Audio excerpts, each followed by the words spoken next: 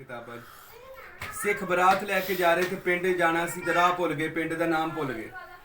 ते हजरत हक बाहू सुल्तान साढ़े मुर्शिद जेड़े वो दरखत के नीचे बैठे अल्लाह का जिक्र कर रहे। एक वडेरा सिख अगे होया, कहन लगा बाबा जी नू ना नाम पुछ लेंदे, मैनू नाम भुल गया। कहंदे बाबा जी वो नहीं सी जानदा सिख के कौन है, हुण वो सी बाहू सुल्तान। कहन लगा सोहणिया बाबा जी इधर अखा खोलिया जे असी पिंड का राह भुल गए, सानू सीधे राह ते पा दिया जे। की करिया जे? सीधे राह पा दिया जे।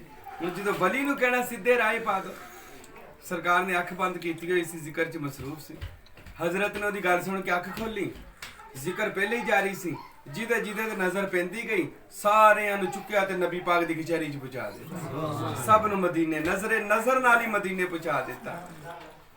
जो रसूले पाक दी सिखा ने वेख्या सामने कचहरी लगी ते सिख कहन हजूर दी बात बाबू इन्हों कलमा तो पढ़ा देना सी, सिखे सिख ही लैके आ गए। कहता सोने ले आना मेरा काम सी, कलमा तुसी पढ़ा दे। सरकार ने कलमा पढ़ाया, ला इलाहा इल्लल्लाह मुहम्मदुर रसूलुल्लाह। सरकार दा कलमा पढ़िया, उंजी कलमा पढ़न दे ते फिर उत्थे खलोते। वो कहंदे बाबा जी तुहानू क्या सी सीधे राह पा दिओ। फरमाया मेरी नजर च सीधा राह होई है, जिथे मैं एको सीधा राह नू जानदा वां, मुहम्मद मुस्तफा दा राह। जिस पिंड तुसी जाना ओहदा नाम है रसूल नगर। कहंदे हाँ ओहदा नाम रसूल नगर।